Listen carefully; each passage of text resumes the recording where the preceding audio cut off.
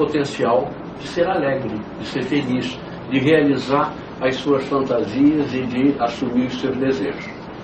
Bom, a questão então que eu me coloquei para conversar com vocês é a origem dessa transformação terrível que faz do prazer compartilhado e da alegria, afinal de contas, um pecado, alguma coisa muito condenável, quando poderíamos pensar exatamente o contrário, onde deveriam ter acesso e poder, afinal de contas, ter essas experiências, o máximo de, não apenas de legitimidade, mas de procura, quer dizer, desejar o desejo, desejar o encontro, o bom encontro e essas experiências de prazer compartilhado. Então eu vou falar sobre o que eu chamo de aviltamento desses prazeres compartilhados e do exercício e usufruto dos prazeres compartilhados. Esse aviltamento, por exemplo, está presente claramente em algumas peças literárias e fílmicas, aonde o prazer compartilhado acaba resultando em muito sofrimento.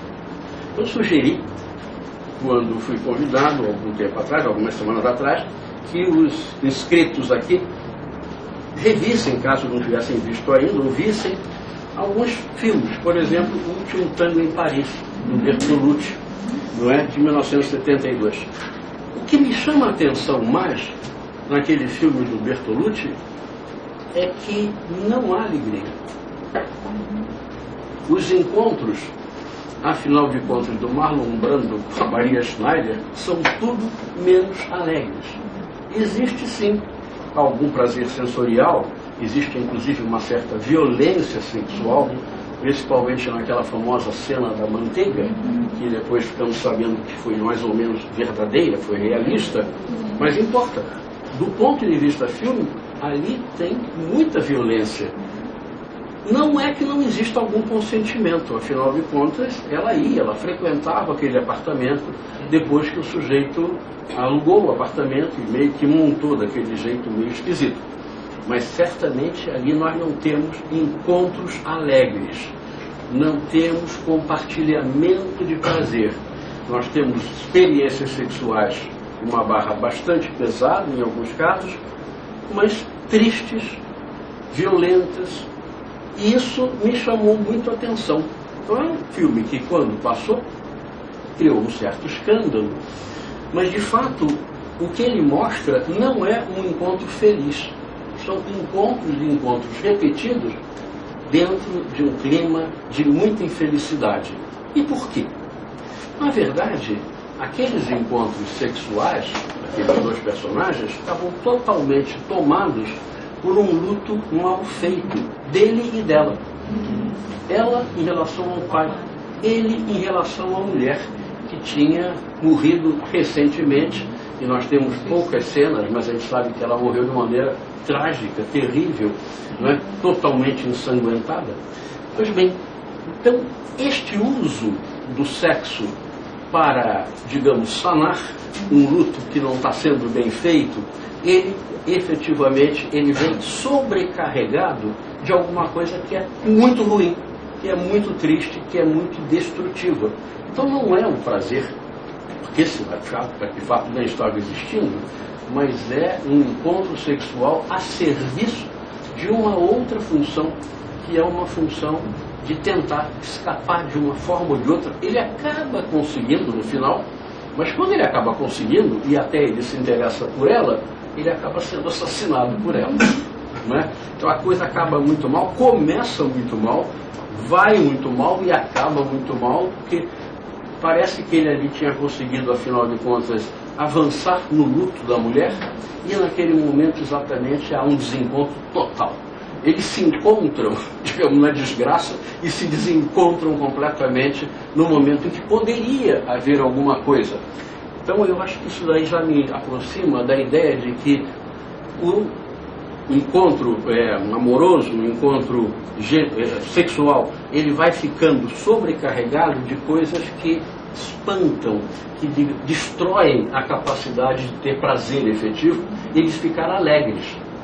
Um outro filme que me chamou a atenção, eu pedi para vocês verem, onde também não tem alegria nem felicidade de jeito nenhum, é A Bela da Tarde. Não é? Então, novamente, aí nós encontramos, primeiro, uma mulher que por alguma razão a gente não fica sabendo, muito frígida, que rechaça o marido está ali disponível, quer fazer contato, ela se furta, não é? Ela é extremamente refratária a essa experiência e, em compensação, ela vai procurar relações sexuais com figuras desconhecidas e sórdidas. Tem uma sordidez, não é? Num lugar de encontros, né? Montado por aquela cafetina. Pois bem, ali ela vai, mas a gente não encontra ao longo da Bela da Tarde inteiro nada que possa se aproximar à ideia de um encontro bom. São encontros horríveis, encontros nojentos, são encontros absolutamente devastadores. E eu acho que ali o que está em jogo também não tem nada a ver com a procura de prazer e muito menos de prazer compartilhado. Ela não ia compartilhar. Aliás, também, novamente, quando alguma coisa um pouco diferente aparece, porque aquele rapaz, aquele gangster, se apaixona por ela, começa a procurá-la, isso daí não é solução. Não tem uma transformação da experiência sexual numa experiência prazerosa. Ela começa a ficar com medo, porque ele se torna agressivo, ele invade o apartamento dela, ele, enfim, se torna uma pedra no sapato dela, que até então levava aquela vida, apesar dela já ter sido descoberta, não é? Porque tem aquele amigo do casal, o amigo do marido, que afinal de contas a descobre e ele fica muito quieto, muito calado, mas o fato é que a coisa termina, não porque ele denuncie para o marido, é porque, afinal de contas, o sujeito se apaixona por ela e aí a coisa vira realmente um tormento para ela e ele acaba matando. Quer dizer, tentando matar o marido dela, que não morre, mas fica paralítico, e ele sim acaba sendo assassinado pela polícia, porque ele comete esse crime.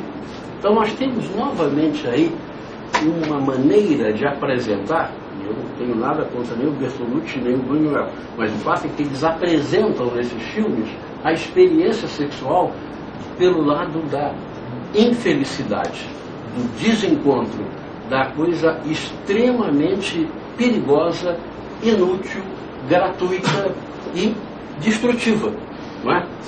São dois filmes que terminam com tiros e assassinatos, não é? Então tem alguma coisa aí que nos chama a atenção para o fato de que há uma excitação nesse risco que ela corre e que acaba tão mal, que mostra que o que ela está procurando naqueles encontros não é uma boa experiência.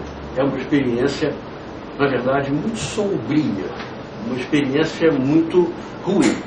O outro filme que eu sugeri que vocês vissem foi aquele filme bem antigo, que é O Anjo Azul, do Sternberg, que é um filme de 1930. Esse filme também faz uma associação direta da luxúria com a danação. Não sei se chegaram a ver esse filme, mas é um filme em que o sujeito acaba meio que encantado com aquela cantora de cabaré e ele acaba abrindo mão, digamos, da sua posição. Ele é expulso da escola, onde ele era um professor importante ao longo de 20 e tantos anos. Ele acaba expulso, ele acaba meio na miséria, ele acaba, afinal de contas, humilhado por ela e pela trupe dela. E novamente aqui a gente pensaria, mas afinal de contas, o que diabo leva, afinal de contas, o que poderia? Esse professor é um sujeito chatérrimo, um sujeito enjoado, implicante, perseguidor afinal, de todos os seus alunos. No entanto, num dado momento, ele acaba descobrindo que existe aquele cabaré, ele descobre aquela cantora e ele consegue, afinal de contas, uma coisa que poderia ser libertadora. A gente poderia dar um outro final para aquele filme em que ele se liberta de uma vida extremamente terrível para ele e para todos que o cercavam, encontrando, afinal de contas, uma figura amorosa com a qual ele poderia ser feliz. Mas não é isso que o filme nos mostra. Ao contrário, ele vai se tornando uma figura ridícula, decrépita, completamente, digamos assim, humilhada, estilhaçada. Mas o mais interessante é que eu sugeri também que vocês não apenas vissem o filme, mas procurassem ler o livro a partir do qual o filme foi montado.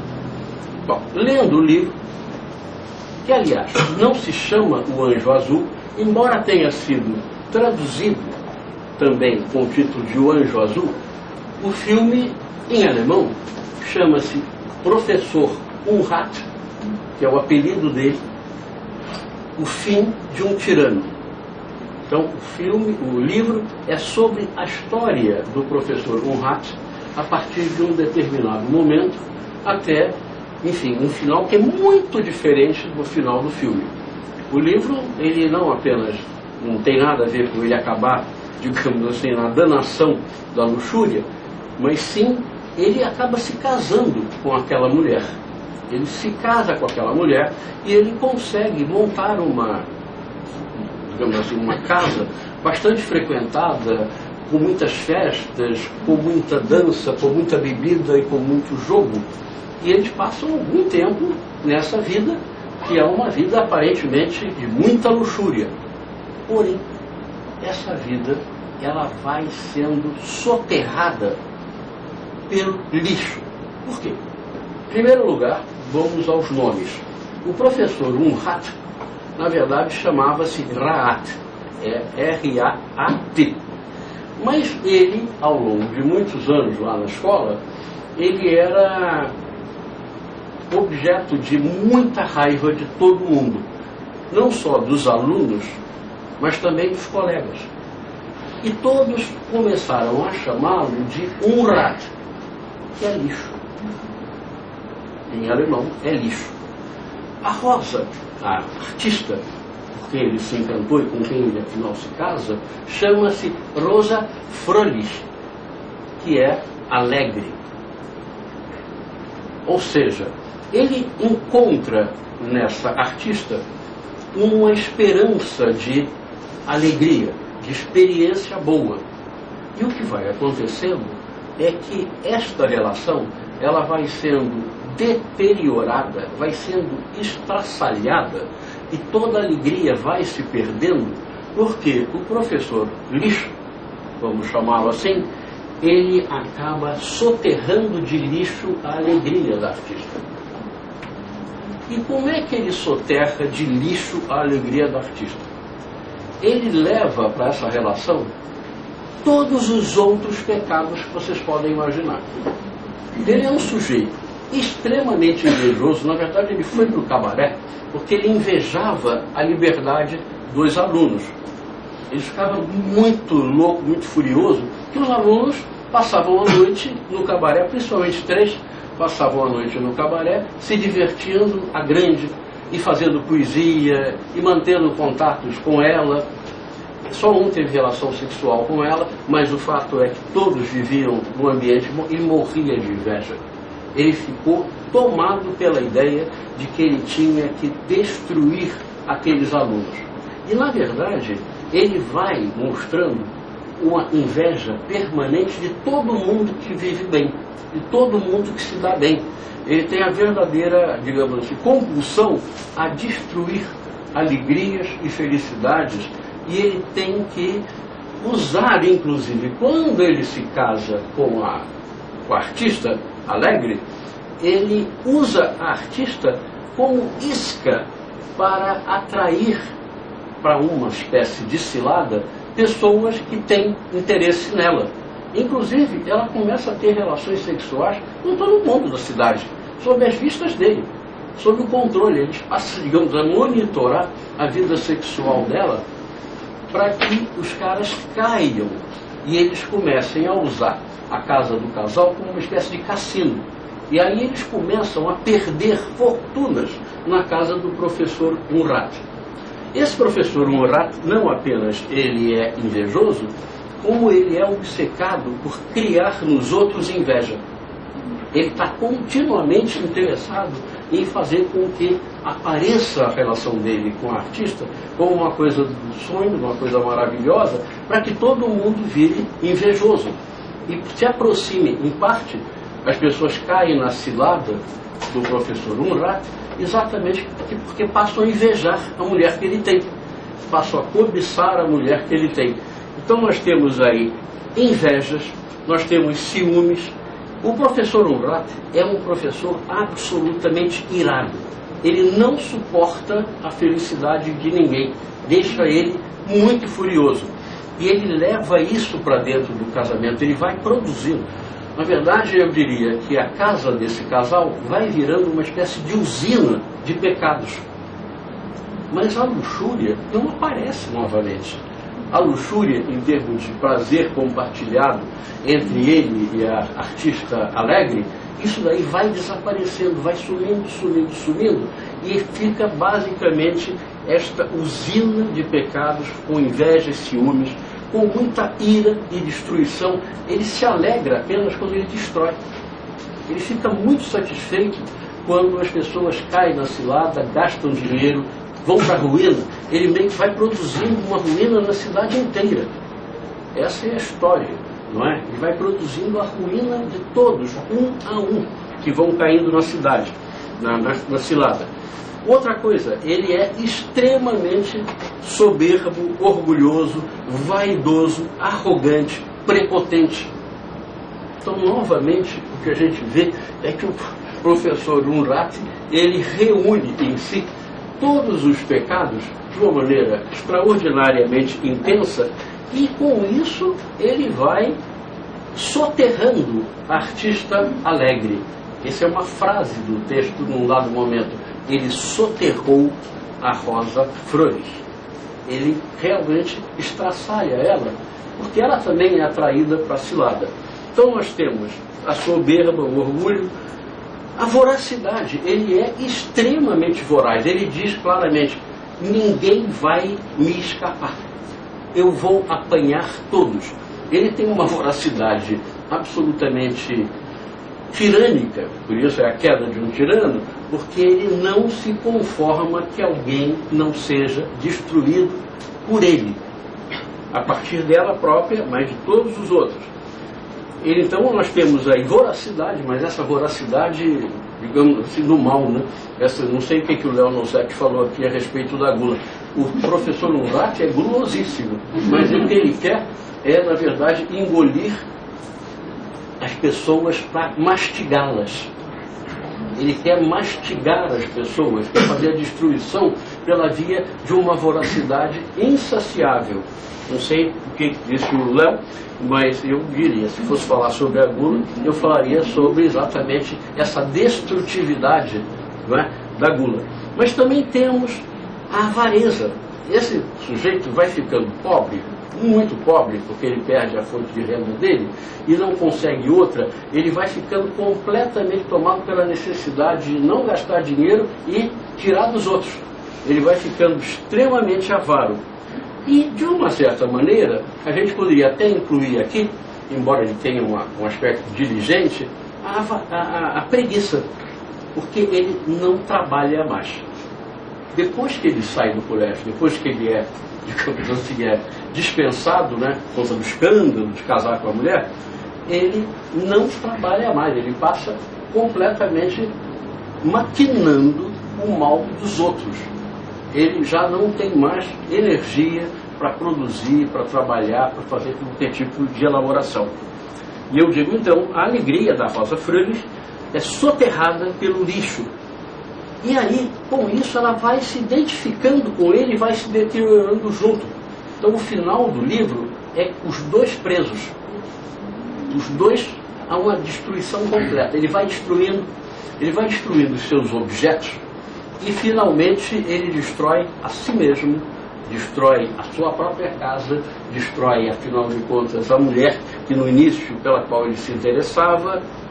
Então, eu diria que a luxúria acaba sendo transformada em pecado, não tentada pelas suas próprias virtudes.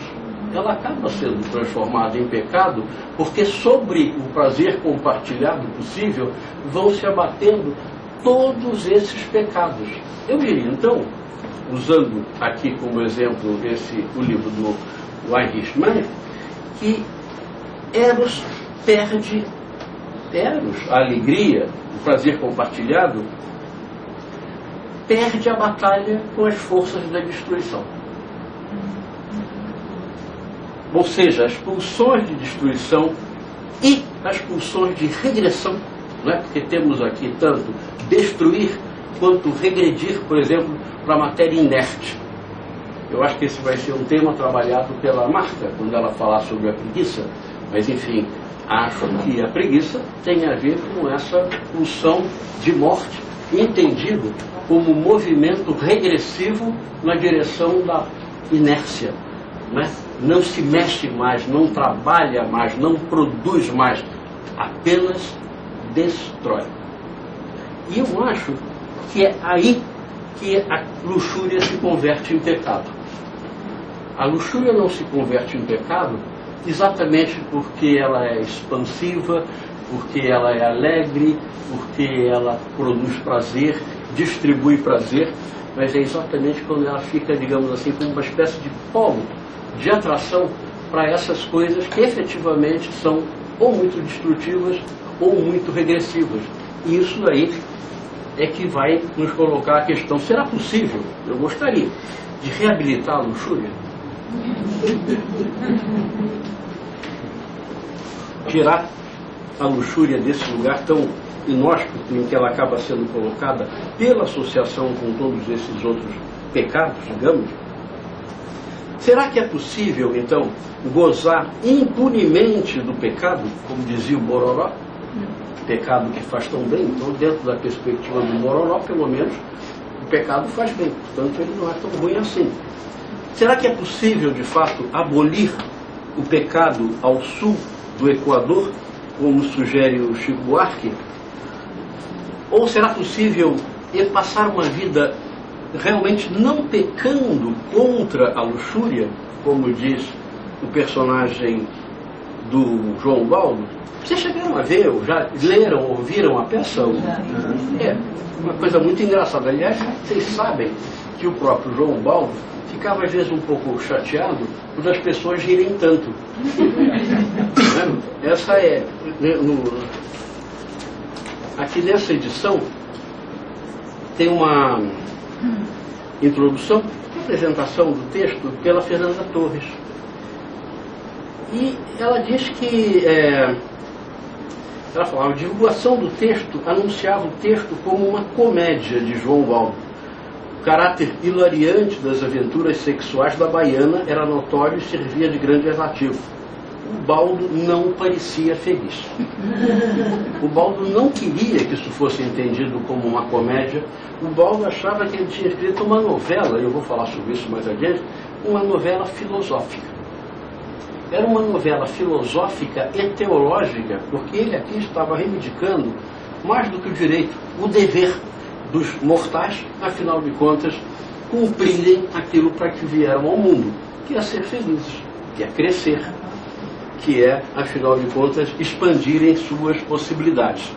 Mas a questão seria: é possível, então, passar a vida não pecando contra a luxúria, libertando-a dessas conexões com os impulsos e afetos destrutivos, a inveja, o ciúme, a ira, a soberba, ou com os impulsos regressivos ao zero de tensão, como a avareza, a preguiça, languidez, letargia, paralisia, a morte? É uma questão que a gente não tem como responder de maneira muito clara, né? Eu acho que, ao longo da nossa vida, meio que inevitavelmente, nós temos uma travessia dramática de muitas situações que quase que inevitavelmente atraem para o prazer compartilhado e alegre essas conexões e, de uma certa maneira, sobrecarregam aquilo que poderia ser muito bom com alguma coisa pesada, perigosa e destrutiva também.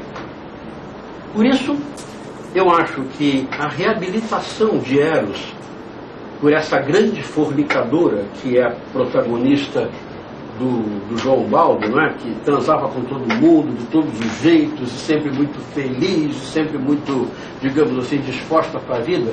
E até, ela já está falando já com uma certa idade, mas ela passou a vida inteira, desde criança, curtindo o corpo que tinha e os encontros que ela conseguia ter com as mais variadas personalidades, alguns parentes, inclusive, tio, irmão, enfim, um bando de gente distribuindo felicidade para todos e obtendo muita felicidade com isso. Pois bem, mas ela mesma admite, ao final da vida, que ela tinha alguma coisa que poderia estourar a qualquer momento. Ela tinha um aneurisma no cérebro. Ou seja, eu acho que através dessa ideia do aneurisma no cérebro, o João Baldo nos sugere que tem um risco permanente, porque afinal de contas, uma vida de muita intensidade, como aquela vivida por ela, poderia ter feito esse aneurisma, isso é uma coisa congênita. Então poderia ter feito esse aneurisma estourar a qualquer momento. De uma certa maneira, ela atravessou todas as suas travessuras e todas as suas aventuras muito bem, mas o aneurisma no cérebro estava lá. E ela sabia que ela acabaria morrendo quando estourasse esse aneurisma no cérebro. Mas ela vai dizer isso mais adiante. Olha, mas morrer todo mundo vai morrer. Não é? E por isso eu não posso deixar de concordar. Nós todos vamos morrer. Então ela prefere, é preferível ter vivido assim e morrer quando estourar o aneurisma do que passar a vida pecando contra a luxúria. A ideia dela é, portanto, de que vale a pena correr o risco permanente de que o aneurisma estoure do que ficar se disciplinando para evitar emoções mais intensas, né, e experiências mais prazerosas. Então a minha leitura da novela do João Baldo, que eu acho muito bem feita, muito inteligente, é que trata-se de um romance filosófico teológico libertino, que entra dentro de uma tradição. Nós sabemos que há uma tradição francesa antiga de romances filosóficos e libertinos. O mais interessante, e está traduzido, é fácil de vocês lerem, é Les Bijoux Indiscrets, As Joias Indiscretas, do Diderot. Né? É um texto de 1748, em que o Diderot ele cria uma série de personagens que meio que mimetizam a corte francesa, mas o monarca, o grande monarca, né, da monarquia absoluta, ele consegue, lá com um determinado mágico, um anel. Vocês já leram esse livro? Vale a pena. Esse anel é um anel com poderes mágicos, quais sejam. Quando o anel é voltado para uma mulher, ela começa a falar, mas não pela boca. Ela começa a falar pela vagina. E elas falam desenfreadamente. Contam todas as suas aventuras, todas as suas peripécias com seus maridos, com seus amantes, gozam muito da cara deles, fazem comparações entre os órgãos sexuais de uns e de outros, dão detalhes assim escabrosos sobre as suas aventuras. Agora, o romance do Diderot é um romance filosófico, libertino, aonde esta liberdade das mulheres, da corte, mulheres e homens, ela está sendo posta a nu como uma base de crítica à hipocrisia. Mas o lugar do Diderot, enquanto escritor, não é, digamos, aquele que está praticando aquilo. Ele é aquele que está gozando da cara daqueles que veem, de uma hora para outra, reveladas as suas histórias secretas. Les bijoux indiscrets são histórias, são as vaginas, né? Os bijoux, no caso, são as vaginas indiscretas. Vaginas que contam das suas experiências, das suas peripécias, das suas conquistas, fazem também queixas, muitas queixas, elas se queixam muito, principalmente de maridos, mas às vezes também de amantes, eventualmente, não é?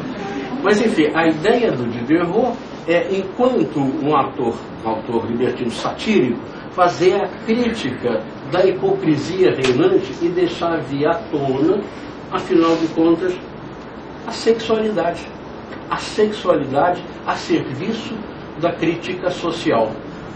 O romance do João Baldo vai muito nessa direção, só que, primeiro, tem uma dimensão teológica e não apenas filosófica. porque ele está continuamente, tem capítulos inteiros, em que ele está falando de Deus, está falando digamos assim, das possibilidades que Deus dá aos homens para, afinal de contas, viverem suas vidas, fazerem seus encontros, e é por isso que ele acha que pecar contra a luxúria é pecar contra Deus. Porque você não está fazendo aquilo para o que Deus te preparou, que é fazer bons encontros e ser feliz e ser alegre. Então tem uma dimensão teológica, mas mais do que isso, como o narrador é a própria mulher fornicadora, CBL, o romance é todo escrito não apenas como crítica de um terceiro lugar, digamos assim, mas é como alguém que efetivamente viveu aquilo, experimentou aquilo e que pode agora, digamos, dizer, vivi bem a minha vida. E vivi bem a minha vida exatamente porque fiz aquilo para o que Deus me destinou. A minha natureza me traz para esse lugar. Então não é uma negação jocosa, indignada, como aparece lá no Bijou Andisca, mas é uma coisa muito afirmativa, muito engraçada, principalmente engraçada porque a encenação era para plateias bastante burguesas, até porque eram preços relativamente caros. Então, eram pessoas que, de uma certa maneira, estavam na contramão do que ele estava falando, embora a sua capa, obviamente, pudessem concordar e se sentir identificadas com aquela posição da CBL. Mas, enfim, tinha esse jogo que tornava o texto hilariante, mas as pessoas riam muitas vezes de nervoso. Riam de nervoso porque a mulher fala coisas do balacubá, não é? Expressão antiga, mas se me desculpe, eu sou antigo. Então, na verdade, ela vai falando coisas e vai contando detalhes e vai fazendo, digamos assim, ligações, colocações extraordinariamente engraçadas, mas muito inteligentes. O que mais chama atenção é a lucidez com que ela se expressa, com que ela se comunica, com que ela narra a sua vida. Então é muito menos engraçado, não é de fato uma comédia, mas é um romance filosófico, teológico e libertino em torno da questão de para que nascemos, para que viemos ao mundo. E, segundo ela, nós viemos ao mundo para poder, afinal de contas, viver essas experiências dos bons encontros. Então eu diria, em A Casa dos Budas Ditosos, a afirmação da vida ultrapassa todo o campo do provável, porque ela faz coisas que a gente não acredita, não é? As transas que ela tem com tios, com parentes, e, enfim, as graças que ela faz com todo mundo são realmente inacreditáveis. Então, o campo do provável e do possível, aparentemente, sem encontrar limites intrínsecos, subjetivos, e também sem impedimentos externos, até porque ela vem de uma família de posse. É uma mulher rica, ela não precisa muito se preocupar com ganhar a vida, ela pode usar a vida para viver. Ela não está trabalhando para ganhar a vida, ela está vivendo, ela tem essa condição. Então, com isso, aparentemente não há nada que a impeça, não é? Também não há nada da moral vigente a que ela se subordine. Então nós vamos vendo ela evoluir cada vez com mais exãos, com mais facilidade, com mais tranquilidade no mundo das experiências eróticas, sem nenhum tipo de restrição. Aparentemente, então, o que chama muita atenção é que parece que ela está escapando, não é, ao destino, que é um destino trágico da condição humana, em que a alegria do grande prazer compartilhado quase sempre vem associada a impulsos extremamente destrutivos ou profundamente regressivos. Então, fazendo da liberação e potencialização da vida o maior dos pecados. Ou seja, é esta associação que faz com que a luxúria vire um pecado, deixando de ser uma graça. Na verdade, a personagem, ela agradece continuamente a Deus poder usufruir de tudo isso, de usar o seu corpo dessa maneira tão livre e expansiva. Mas tem essa, né? Será possível isso? Nessa ultrapassagem ilimitada, é claro que ela está sempre se aproximando daquele momento em que o famoso aneurisma há de se romper. Então, segundo CBL, que é o nome dela, né, na hora que isso acontecer, vai ser uma boa morte. Ela diz, morre-se de algum jeito. E considero o meu bom. Não blasfemo nada, até agradeço. Faço tudo que me dá na cabeça e não quero saber de limitações. Eu não pequei contra a luxúria. Quem peca é aquele que não faz o que foi criado para fazer. E ela diz, quando o aneurisma estourar, quero acreditar, mas não posso ter certeza de nada, que Deus me terá em sua glória e sei que Ele agora está rindo. Bom, vamos todos morrer e dessa vida ninguém sairá inteiro e inocente. Cabe a cada um de nós escolher contra o que terá cometido seus pecados e os que terá abandonado pelo caminho. Isso é isso que eu tinha pensado para falar com vocês. Vamos conversar.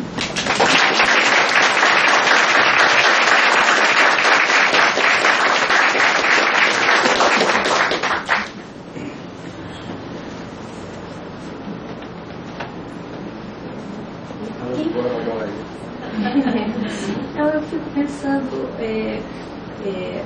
são as igrejas que colocaram a luxúria como pecado, as religiões. Por que será que as religiões têm tanto horror ao prazer, à alegria? Ao beijo. Ao beijo. Olha, só perguntando ao nosso presidente. ou ao nosso prefeito. Prefeito. A islâmica também tem. A islâmica também é. Sim. É alguma coisa. Parece que a alegria do outro dá Inveja. Eu acho que certamente, no caso aqui da leitura do professor Murat, é muito impressionante a inveja que ele tem dos alunos, porque ele descobre que os alunos estão frequentando o cabaré, chama-se O Anjo Azul, né? Então por isso o nome do filme e por isso a tradução do livro, O Anjo Azul. Mas ele fica possesso de perceber que os alunos que passam o dia debaixo do domínio absoluto dele, morrendo de medo, tirando um que o enfrenta, que é muito inteligente, ele fica também muito louco com isso, mas eles, apesar de viverem sob esse jugo, eles de noite saem e eles vão para um cabaré onde eles são felizes. Ele fica morrendo de inveja com isso. E aí ele vai para lá e aí se encanta com a tal da artista Afrolis e acaba casando com ela, e a partir de então ele vai tornar todo mundo invejoso deles. Essa questão da inveja me parece extremamente importante. Eu acho que os outros pecados vêm juntos, não é? Vêm de uma certa maneira de contrabando, mas o grande pecado que vem diretamente ligado à felicidade, no fundo, por isso que eu falei aqui, eu passei rápido, mas enfim, eu acho que é muito difícil você atravessar o drama edípico sem nutrir a inveja e o ciúme. E de uma certa maneira, o casal parental, com sua suposta felicidade, sabe que não é bem assim. Mas isso aí só vem descobrir quando já é grande. Porque quando a gente é pequeno, a gente imagina que o casal parental vive uma coisa num mundo maravilhoso, não é? Pois bem, e aí a inveja, ela toma conta, ela fica associada à ideia do prazer. Se é a sua inveja do casal ou se é a inveja dos outros a você quando você forma o seu casal, quando você entra numa relação feliz. Eu penso. Agora, por que diabo as religiões transformam isso daí numa coisa tão pavorosa? Eu não sei se mesmo sem as religiões isso não acabaria de uma certa maneira acontecendo, exatamente porque o prazer próprio e alheio vem associado a muita inveja e a muito ciúme. Ou seja, eu não acho que ninguém consiga atravessar o drama edípico sem levar, digamos assim, essa sobrecarga de inveja e ciúme associada ao prazer. Ao prazer do outro ou ao próprio prazer quando ele é o motivo da inveja do outro, e a gente sabe que a inveja, com o olho gordo, ela mata, né? Mas eu estou aqui pensando, a gente também está vivendo um momento de excesso, né? De excesso do prazer, né? Onde é que foi parar, quer dizer, esse prazer que a gente fala assim, prazer que as religiões, né, brigam, esse excesso que a gente está vivendo hoje, dessa busca, né, que a gente até discute nos grupos, né, que a gente discute, que tem uma coisa desenfreada, né, que não dá conta, que não dão conta. Mas aí isso não é prazer, o excesso é o que prazer é. Falta o limite. E aí vem o aneurisma, né? Eu acho que o aneurisma, bom, se houver um excesso excessivo, o aneurisma vai estourar. De uma certa maneira, tem esse limite interno, a possibilidade de suportar uma experiência tão intensa de prazer ou de dor. Na verdade, o aneurisma pode também estourar, não apenas produzindo muita dor, mas também motivado por muita dor, não é? Então, a mim me parece que tem isso. A gente não pode, será possível reabilitar completamente a luxúria, não apenas dessas associações com os outros pecados, a partir da inveja, mas também dessa associação com a morte. Eu pensei, estou te ouvindo aqui, pensando nessa sociedade do prazer compartilhado, que é a luxúria, né? Seria a essência da luxúria, que a gente tem que resgatar. Mas você pensa, uma questão até clínica, né? Com a relação que a gente herda da fixação do objeto, de ser com objeto só. Esse prazer compartilhado tão exclusivista, isso também não tem uma dimensão de perda de luxúria, assim, né? Até vendo na verdade, a moça, a né? expectativa de um prazer absolutamente exclusivo e excludente, a mim me parece que me remete à questão do incesto. A relação incestuosa, ela em princípio é a relação na qual se espera estabelecer ou restabelecer uma relação exclusiva e excludente com alguém, não é? Com aquele objeto primário que é um objeto que, ao invés de ser preservado no lugar dele, passa a ser também um objeto de esse tipo de prazer. Então, a mim me parece que, voltando à questão que eu falei aqui do inveja e do ciúme, eu entendo que o drama edípico, que nunca vai ser perfeitamente bem atravessado por ninguém nesse mundo, ele vai colocar questões sérias para a possibilidade de você estabelecer relações desse tipo, abrindo mão, inclusive, porque isso é uma das coisas interessantes da CBL, ela não é nada ciumenta. Ela compartilha seus parceiros e parceiras. Parceiros e parceiras são perfeitamente compartilhados e todos são convidados para uma grande festa. Será possível? Diga. Eu achei interessante você pegou o caminho da literatura, né, do cinema, para fazer toda essa passagem aí. Mas aí eu fiquei pensando, falando de religião, mas eu fiquei pensando, a própria psicanálise que começa na origem com a questão da sexualidade, mas também depois tem a sublimação, né, que seria para que você pudesse, né, sair desse campo, vamos dizer, justamente do erótico, né, e depois também tem um afastamento desse corpo sensorial. Sim, sim. E aí eu queria só que a gente pudesse pensar, porque é interessante, uma retomada, isso é a minha defesa que você conhece, sim, sim, desse corpo sensorial, isso, poder retomar esse prazer que não é pecado. Sim, sim. Eu estava te falando hoje no jantar que eu tenho tido assim, uma boa experiência de leitura de uma psicanalista americana chamada Diane Elise, só que não é americana, e que ela está trabalhando na questão do erotismo na relação mãe-bebê e do erotismo na relação analítica, né? Para exatamente não reprimir, não recalcar essa dimensão erótica nem na relação entre a mãe e o bebê e também na relação entre paciente e analista e paciente. Ou seja, ela está fazendo passei esse texto para o Paulo, que é um laplanchiano, amigo meu lá de Belo Horizonte, e ele falou, parece que finalmente estão fazendo um desrecalcamento dessa sexualidade que foi tão reprimida pela própria psicanálise, pela própria teorização psicanalítica ao longo dos anos. Não é isso? Estamos de acordo. É isso aí.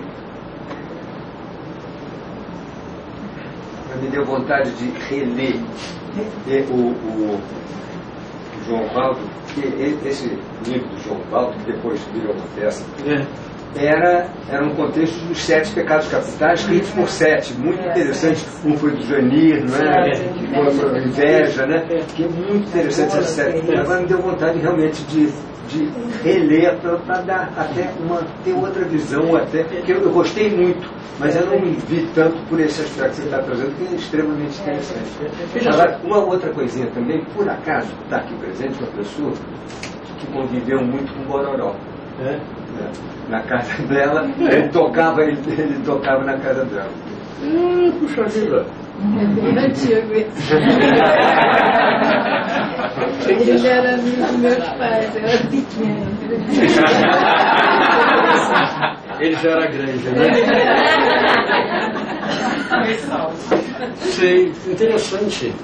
Então, o Bororó tem essa música que eu acho, ele tem poucas coisas, né, assim, mais conhecidas, mas essa música eu acho maravilhosa, muito bem feita, tanto música quanto, ele era músico, né, de instrumentista, mas uma letra também muito interessante, né? E eu achei que realmente falar de um pecado que faz tão bem, porque o João Baldo, ele é convidado para falar sobre o pecado, e ele aí não fala sobre o pecado. Ele não fala sobre o pecado da luxúria, ele fala sobre a luxúria como uma coisa a ser conquistada, cultivada. E pecado seria pecar contra ela, não fazer, não é? Não praticar. Exatamente, não praticar, ou pelo menos assim, não praticar não enquanto pecado, mas não poder ter esses encontros, tais como ele acha que é possível ter, não é? Embora ele deixe lá o aneurisma cerebral de sobreaviso, né? Para coisa exceder história. Ameaçando, né? Ameaçando.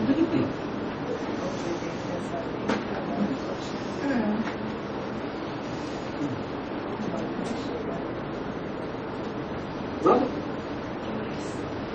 Agora, não, eu fiquei pensando também no momento que você descreve, dos filmes que passam como se fosse alguma coisa, a luxúria como se fosse, ou um ato amoroso como se fosse uma coisa para baixo, né? Pois é. Triste.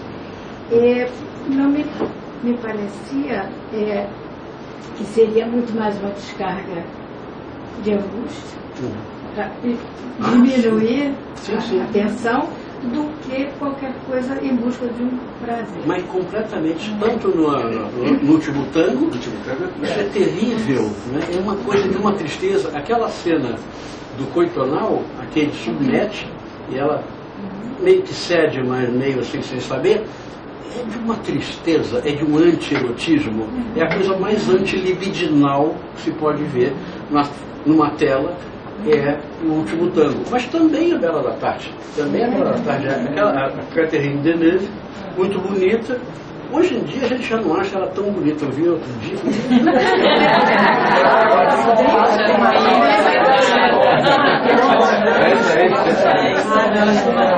Eu ficava extasiado com a Catherine Deneuve naquela época, mas é uma coisa excessivamente plástica, não é? Hoje em dia, eu acho, não agora, mas ela, durante um tempo, ela ficou muito mais bonita, mas ela era muito plastificada. A roupa dela, a maquiagem dela, era totalmente plástico, aquele plástico puro. Em termos de sensibilidade, zero. Totalmente zero. Seja com o marido, seja com aqueles sujeitos, aquelas figuras horrendas, uns obesos, enfim, eu sei que a gente não pode falar mal dos obesos, porque não é politicamente correto. Mas, de qualquer maneira, as figuras dali do filme são absolutamente insuportáveis, de nojenta, para si mesmo. Né? E não vale não é? Nem sabemos, porque não tem lá no Bela Tarde, não tem nem nenhuma cena também sensual. Tem cenas, sim, o que tem de mais, digamos, sensual, aliás, voltando um pouco à pergunta que ela me fez, eu acho que o que tem de mais sensual no Bela da Tarde são as cenas imaginadas por ela de tortura. Ou então aquilo que está, aquela caixinha que o cara vai abrir, o que tem ali dentro? Sim, sim.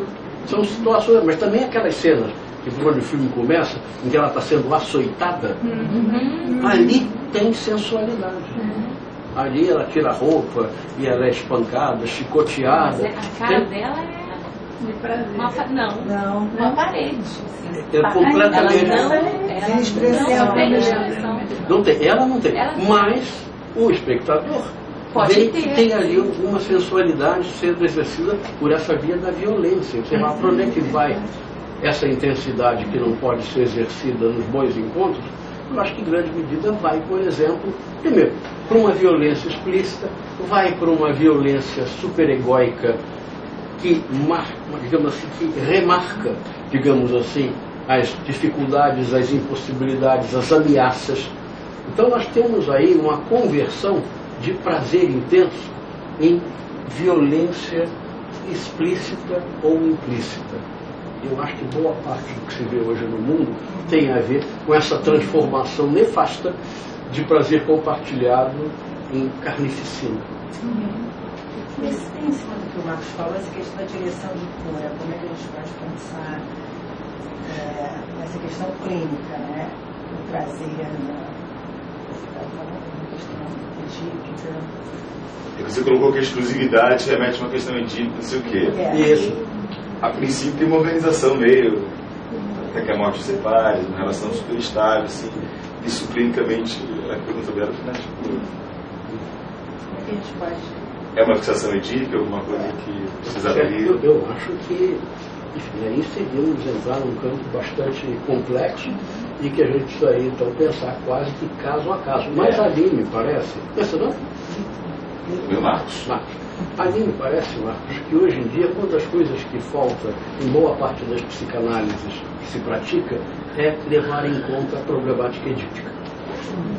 Eu acho que é preciso reabilitar o Édipo, a travessia do Édipo, as vicissitudes dessa travessia, porque isso daí é aquilo que pode nos garantir um campo, digamos, eu falava outro dia em aula, eu falava que é preciso criar um campo onde isso seja possível. Não o excesso, não que leve a estourar o aneurismo, digamos assim, mas aonde realmente se abre um campo de prazeres compartilhados possíveis e aonde essa ideia, que eu acho que a gente entende, a ideia da exclusividade, mas a ideia da exclusividade, pensando bem, ela está muito mais a serviço da formação de alianças, da transmissão de patrimônio, de coisas assim, do que efetivamente de uma experiência erótica e amorosa. Eu acho que quando isso predomina excessivamente, é porque tem alguma coisa da relação incestuosa que está sendo projetada nos novos acasalamentos.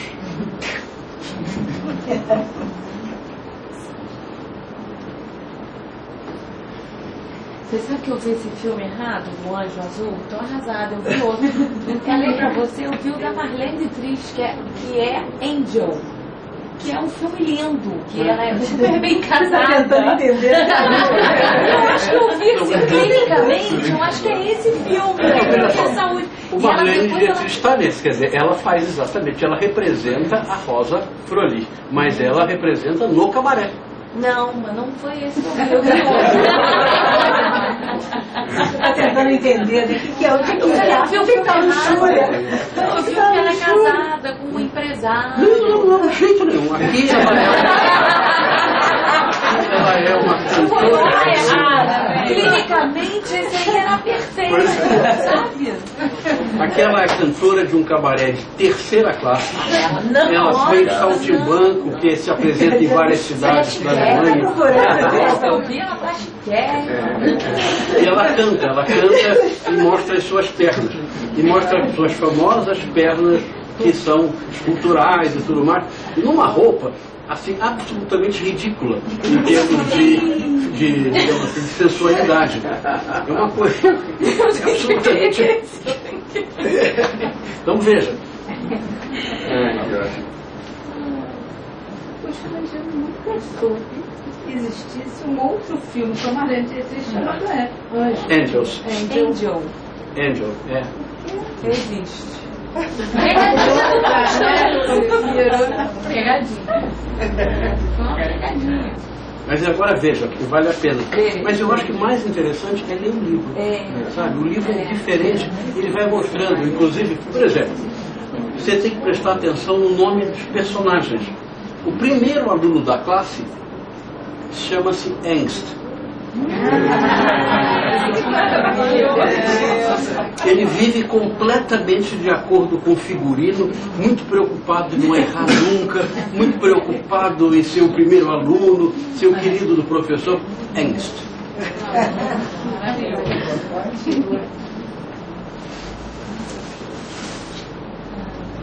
Agora eu fico pensando também assim nos casos, né, assim, de umas pessoas que hoje vivem ou tentam viver um poliamor, né?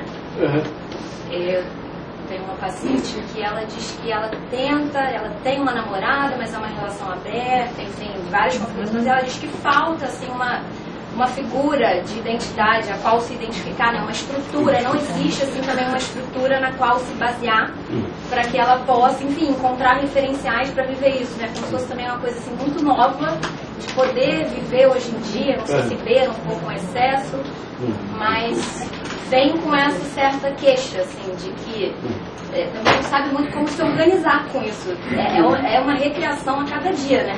É uma novidade, tem que ser muito criativo.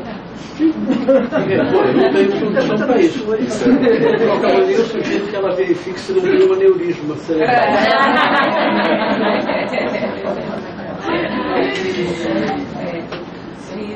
Não, acho que hoje em dia existem muitas tentativas de dar outras soluções, de encontrar outros figurinos para as relações eróticas e amorosas.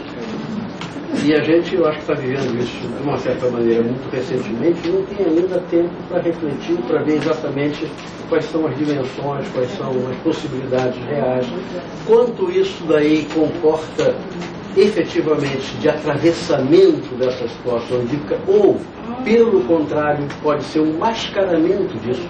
Eu acho que muitas vezes o ciúme e a inveja produzem, digamos assim, defesas que os mascaram completamente. E o sujeito pode procurar, por exemplo, uma relação no poliamor, não porque não seja ciumento, mas porque ele não suporta uma relação que não seja minimamente garantida. Aí como não vai ser nunca, não é? Então é preferível abrir geral, né? Então a gente vai ver o quanto tem aí de atravessamento e o quanto tem de defesa e mascaramento.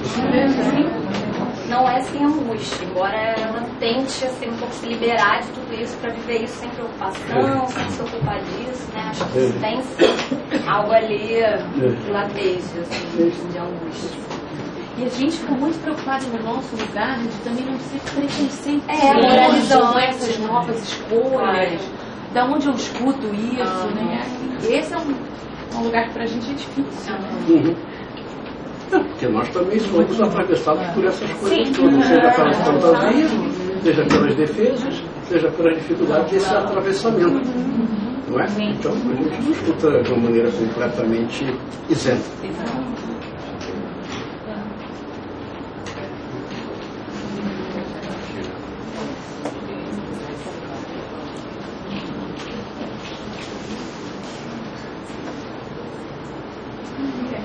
Mais alguma coisa?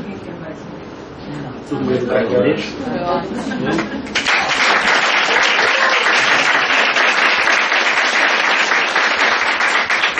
Torcendo pelo menos para ser divertido numa noite de sexta-feira. Esse daqui eu